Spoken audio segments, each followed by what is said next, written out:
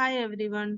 2025 ഡിസംബറിൽ നടത്തിയ CMA final SFM question പേപ്പറിലെ MCQs അതായത് പ്രാക്ടിക്കൽ MCQs മാത്രം ഡിസ്കസ് ചെയ്യുന്ന ഒരു വീഡിയോ ആണിത്.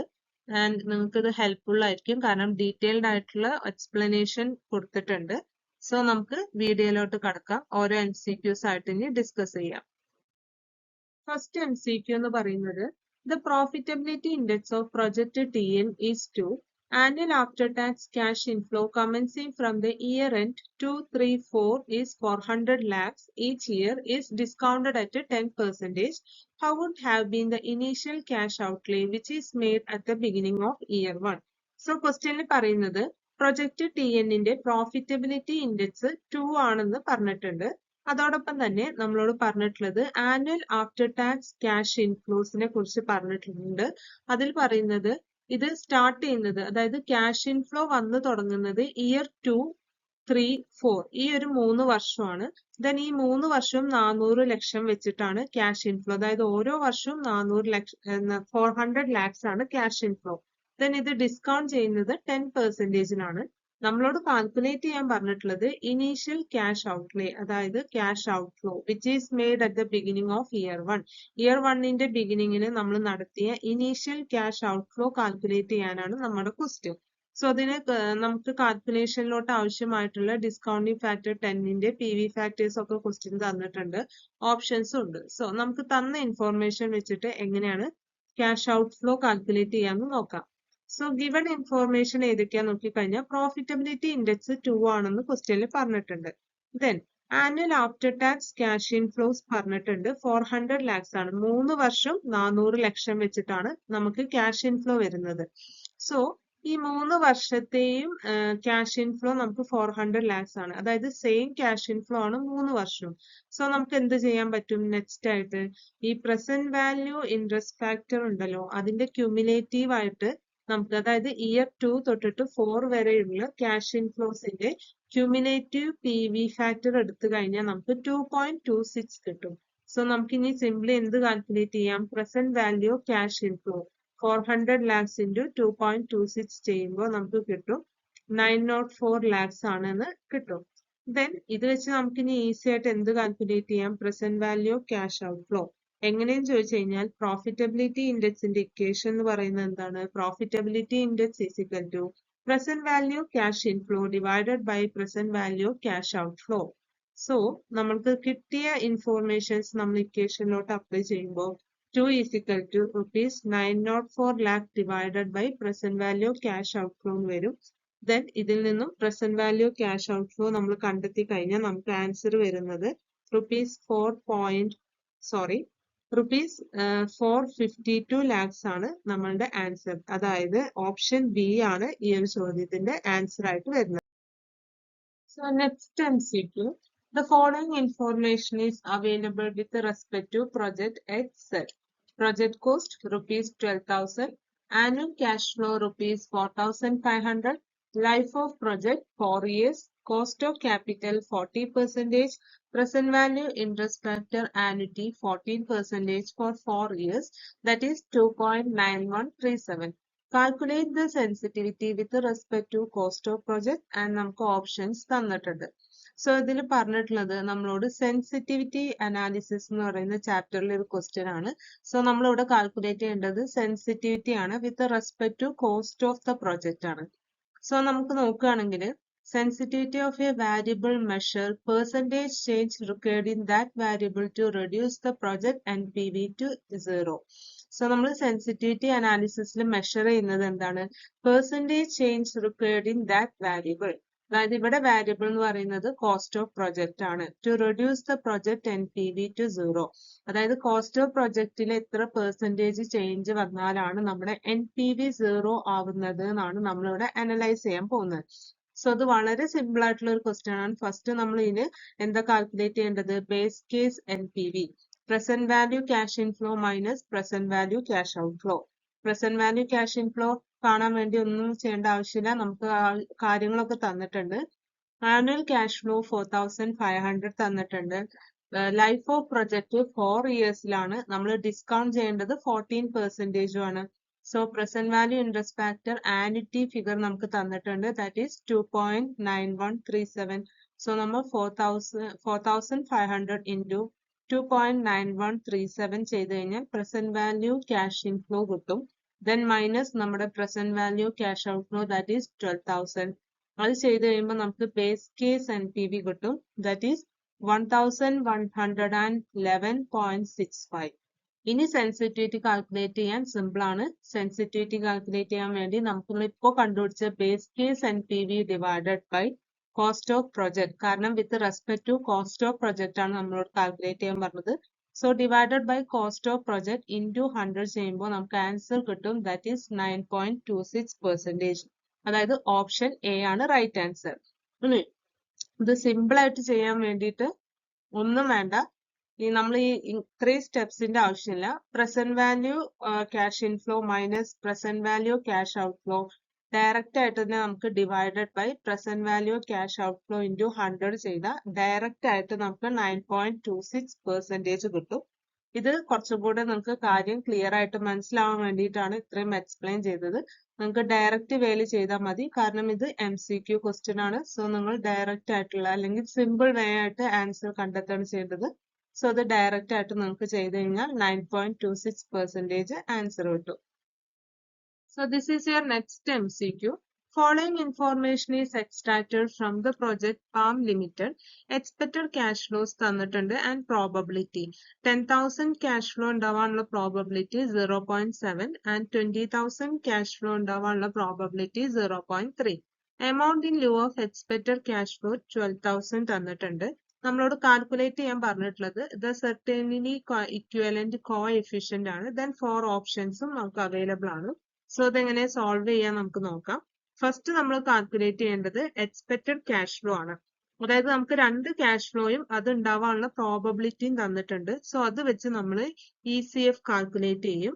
ദാറ്റ് മീൻസ് 10,000 ഇൻറ്റു അതിന്റെ പ്രോബബിലിറ്റി ആയ 0.7 പ്ലസ് 20,000 ഇൻറ്റു അതിന്റെ പ്രോബബിലിറ്റി ആയ 0.3. അങ്ങനെ വരുമ്പോൾ നമ്മൾ എക്സ്പെക്ട് ചെയ്യുന്ന ക്യാഷ് ഫ്ലോ എന്ന് പറയുന്നത് ₹30,000 ആയിരിക്കും. സോ ഇനി നമ്മൾ നെക്സ്റ്റ് കാൽക്കുലേറ്റ് ചെയ്യേണ്ടത് എന്താണ്? സെർട്ടനിറ്റി ഇക്വലന്റ് കോഎഫിഷ്യന്റ് ആണ്. സോ അതിനുള്ള ഇക്വേഷൻ എന്താണ്? Alpha is equal to certainty equivalent divided by expected cash flow. നമുക്ക് തന്നിട്ടുണ്ട് amount accepted in lieu of expected cash flow എന്ന് പറയുന്നത് 12,000 ആണ്. സോ നമുക്ക് ഓൾറെഡി അത് തന്ന കാരണം നമ്മൾ ഇനി എന്ത് ചെയ്യും? ആ ഫിഗേഴ്സ് അതിലോട്ട് അപ്ലൈ ചെയ്യും. That is alpha is equal to നമ്മുടെ സെർട്ടനിറ്റി ഇക്വലന്റ് ആയിട്ട് വന്നിരിക്കുന്നത് 12,000 ആണ്, ഡിവൈഡഡ് ബൈ നമ്മൾ കണ്ടുപിടിച്ച expected cash flow that is 30,000. So the answer will be approximately 0.29231. That means option c ആണ് ദ റൈറ്റ് ആൻസർ. സോ ഇതിലെ next MCQ, under securitization process dash are instruments which are issued by a subsidiary company in respect of receivable of holding or parent company. അപ്പോൾ ഇതിനകത്ത് പറയുന്നത് securitisation പ്രോസസ്സിൽ നമ്മൾ issue ചെയ്യുന്ന ഒരു instrument ഉണ്ട്. അത് ഇഷ്യൂ ചെയ്യുന്നത് സബ്സിഡിയറി കമ്പനിയാണ് ഇൻ റെസ്പെക്ട് ഓഫ് ഹോൾഡിംഗ് അല്ലെങ്കിൽ പാരന്റ് കമ്പനിയിലുള്ള റിസീവബിളിന് എഗെയിൻസ്റ്റ് ആയിട്ട് നമ്മൾ സബ്സിഡിയറി കമ്പനി ഇഷ്യൂ ചെയ്യുന്ന ഇൻസ്ട്രുമെന്റ് ഏതാണെന്നാണ് ക്വസ്റ്റ്യൻ. സോ നമുക്ക് ഓപ്ഷൻസ് ഉള്ളത് പാസ് ത്രൂ സർട്ടിഫിക്കറ്റ് ഉണ്ട്, പേ ത്രൂ സർട്ടിഫിക്കറ്റ്സ് ഉണ്ട്, പ്രിഫേർഡ് സ്റ്റോക്ക് സർട്ടിഫിക്കറ്റ്സ് ഉണ്ട്, none of the above. Then answer എന്ന് പറയുന്നത് ഓപ്ഷൻ സി ആണ്. അതായത് പ്രിഫേർഡ് സ്റ്റോക്ക് സർട്ടിഫിക്കറ്റ്സ് ആണ് instrument issued by subsidiary company in respect of a receivable of holding or parent company. So next MCQ എന്ന് പറയുന്നത് equity analysis എന്ന് പറയുന്ന ചാപ്റ്ററിൽ നിന്നാണ്. നമുക്ക് ക്വസ്റ്റ്യൻ നോക്കാം. In A 100-day stochastic analysis, if the closing price is ₹210, the 100-day low and high price are ₹200 and ₹240 respectively, the stochastic will be equal to. Options തന്നിട്ടുള്ളത് A 25%, B 16%, C 12% and D none of the above. So നമുക്ക് നോക്കാം ഇതിലെ answer എങ്ങനെ ചെയ്യുന്നതെന്ന് അറിയാം. നമുക്ക് തന്ന informations ഏതൊക്കെയാ നോക്കിക്കഴിഞ്ഞാൽ ക്ലോസിംഗ് പ്രൈസ് തന്നിട്ടുണ്ട് 210, Then low price തന്നിട്ടുണ്ട് rupees 200 and high price തന്നിട്ടുണ്ട് that is rupees 240. So ഇത് വെച്ചിട്ട് നമ്മൾ stochastic analysis ചെയ്യാൻ പോവാണ്. So equation എന്താ നമുക്കറിയാലോ. Stochastic analysis equation എന്ന് പറയുന്നത് closing price minus low price divided by high price minus low price ആണ്. So എന്താ ഡീറ്റെയിൽസ് എല്ലാം വളരെ ക്ലിയർ ആയിട്ട് നമുക്ക് തന്നതുകൊണ്ട് ആ നമ്മൾ ഫിഗേഴ്സ് നേരിട്ട് അപ്ലൈ ചെയ്താൽ മതി. Closing price 210 minus low price 200 divided by high price 240 minus low price 200. അപ്പോൾ നമുക്ക് ആൻസറിനെ നമ്മൾ പെർസെൻറ്റേജ് ഫോമിലേക്ക് കിട്ടാൻ വേണ്ടി ഇൻറ്റു 100 കൂടെ ചെയ്യും. ദെൻ നമ്മളുടെ ആൻസർ എന്ന് പറയുന്നത് ഈക്വൽ ടു 25%. അതായത് ഓപ്ഷൻ എ ആണ് correct answer, that is 25%. Next MCQ നമുക്ക് നോക്കാം. Aron Limited has 1 million AAA rated 12% bond outstanding. Maturity is 5 years from now. If the market interest rate is 40%, the price of the bond face value rupees 100 and coupons are payable annually is. So നമ്മളോട് calculate ചെയ്യാൻ പറഞ്ഞിട്ടുള്ളത് price of the bond ആണ്. Then present value interest factor annuity തന്നിട്ടുണ്ട് 14%നെയും 12%നെയും. Then options എന്ന് പറയുന്നത് A rupees 90, option B rupees 91.46 and C rupees 93, D എന്ന് പറയുന്നത് none of the above. So question എന്ന് പറയുന്നത് നമ്മുടെ Aron Limited ഒരു 1 million AAA rated 12% bond outstanding ഉണ്ട്. അതിന്റെ മെച്യൂരിറ്റി എന്ന് പറയുന്നത് ഈ ഒരു ഇയറിൽ നിന്നും ഇനി 7 വർഷം കഴിയുമ്പോൾ അത് മെച്യൂർഡ് ആകും. സോ മാർക്കറ്റ് ഇൻട്രസ്റ്റ് റേറ്റ് നമുക്ക് തന്നിട്ടുണ്ട് ദാറ്റ് ഈസ് 14%. നമ്മളോട് കാൽക്കുലേറ്റ് ചെയ്യാൻ പറഞ്ഞത് പ്രൈസ് ഓഫ് ദ ബോണ്ട് ആണ്. ബോണ്ടിന്റെ ഫേസ് വാല്യൂ എന്ന് പറയുന്നത് 100 ആണ്. കൂപ്പൺസ് ആണെങ്കിൽ പേയബിൾ ആനുവലി ആണ്. സോ അതും വളരെ സിമ്പിൾ ആയിട്ടുള്ള ഒരു ക്വസ്റ്റ്യൻ ആണ്. നമുക്ക് നോക്കാം. കൂപ്പൺ ഇൻട്രസ്റ്റ് എന്ന് പറയുന്നത് എത്രയായിരിക്കും? നമ്മുടെ ഫേസ് വാല്യൂ ആയിട്ടുള്ള 100 ഇൻറ്റു 12%, ദാറ്റ് ഈസ് rupees 12. ഇനി നമുക്ക് പ്രൈസ് ഓഫ് ദ ബോണ്ട് കാണാം, പ്രസന്റ് വാല്യൂ ഓഫ് ബോണ്ട് ഇങ്ങനെ കാണുക. നമ്മളിപ്പോ കാൽക്കുലേറ്റ് ചെയ്ത് 12 into present value interest factor annuity at 14%, അതായത് മാർക്കറ്റ് ഇൻട്രസ്റ്റ് റേറ്റ് 14% ആണ്. സോ നമ്മൾ അതിന്റെ present value interest factor annuity വെച്ചിട്ടാണ് നമ്മൾ 12നെ ഡിസ്കൗണ്ട് ചെയ്യാൻ പോകുന്നത്. കോമ 7 ഇയേഴ്സ് കഴിയുമ്പോഴാണ് മെച്ചുവർഡ് ആവുന്നത്. പ്ലസ് 100 എന്ന് പറയുന്നത് ഇപ്പോഴത്തെ ബോണ്ടിന്റെ face value into present value interest factor at 14%, comma 7. ഇവിടെ ആനുറ്റി ഫാക്ടർ ആണെങ്കിൽ ഇവിടെ നമ്മൾ just present value interest factor ആണ് 7 ഇയേഴ്സിന് ശേഷമുള്ളതാണ് എടുക്കുന്നത്. സോ ഇത് ചെയ്യുന്ന സമയത്ത് നമുക്ക് കിട്ടുന്ന ആൻസർ എന്ന് പറയുന്നത് എത്രയാണ്? That is 91.456. അതായത് ഓപ്ഷൻ ബി ആണ്, 91.46 ആണ്. ഇത് വളരെ സിമ്പിളും ആണ്, ഡയറക്റ്റ് ക്വസ്റ്റ്യനും ആണ്. So this is your next MCQ. SOM Limited is entirely financed by equity shares. The equity shares has a beta of 0.8. The company pays no tax. SOM Limited now decide to buy back half of the equity shares by borrowing an equal amount. If the debt yield a risk-free return of 10%, beta is equal to 0. What will be the beta of equity shares after buyback? So question നമുക്ക് നോക്കുകയാണെങ്കിൽ മനസ്സിലാവും ഇതൊരു portfolio അനാലിസിസിൽ നിന്നുള്ള ഒരു question ആണ് with connection to leverage beta. So നമുക്ക് നോക്കാം. Som limited എന്ന് പറയുന്ന ഒരു company entirely financed by equity shares ആണ്. ആ ഇക്വിറ്റി ഷെയർസിന്റെ ബീറ്റ എന്ന് പറയുന്നത് 0.8 ആണ്. അതോടൊപ്പം തന്നെ പറഞ്ഞിട്ടുണ്ട് company pays no tax. Then SOM Limited now decided to buy back half of the equity shares by borrowing an equal amount. ഇപ്പോൾ സോം ലിമിറ്റഡ് അവരുടെ half of the equity shares buyback ചെയ്യാൻ decide ചെയ്തു. അതിന് വേണ്ട എമൗണ്ട് അവര് borrowings വഴിയാണ് കണ്ടെത്തുന്നത്. So if the ഡെപ്റ്റ് yield a risk free return of 10%, beta is equal to 0. What will be the beta of equity shares after buyback? അവര് borrow ചെയ്യുന്ന ഡെപ്റ്റിന്റെ yield ചെയ്യുന്നത് ഒരു risk free return of 10%. Then beta of ഡെപ്റ്റ് എന്ന് പറയുന്നത് 0 ആണ്. അങ്ങനെയാണെങ്കിൽ നമ്മളോട് കണ്ടുപിടിക്കാൻ പറഞ്ഞിട്ടുള്ളത്, കാൽക്കുലേറ്റ് ചെയ്യാൻ പറഞ്ഞിട്ടുള്ളത് beta of equity shares after buyback ആണ്. സോ ഒരു ക്വസ്റ്റ്യൻ അനലൈസ് ചെയ്യുന്ന വഴി നമുക്ക് മനസ്സിലായി നോക്കാം. നോക്കുന്ന സമയത്ത് ഇനീഷ്യൽ അൺലിവേർഡ് ബീറ്റ, അതായത് ക്വസ്റ്റ്യനിൽ പറഞ്ഞിട്ടുണ്ട് ഇനീഷ്യൽ ടൈമിൽ ഈ Som limited entirely financed by equity shares ആണ്. So beta of unlevered firm എന്ന് പറയുന്നത് 0.8 ആണ്.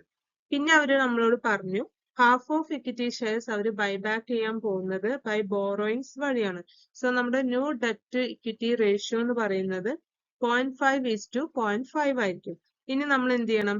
നമ്മൾ കാൽക്കുലേറ്റ് ചെയ്യണം beta of equity shares after buyback. അതിന് വേണ്ട ഇക്വേഷൻ എന്താ? ബീറ്റ ഓഫ് ഇക്വിറ്റി, അതായത് ന്യൂ ബീറ്റയാണ് നമ്മൾ കണ്ടുപിടിക്കുന്നത്.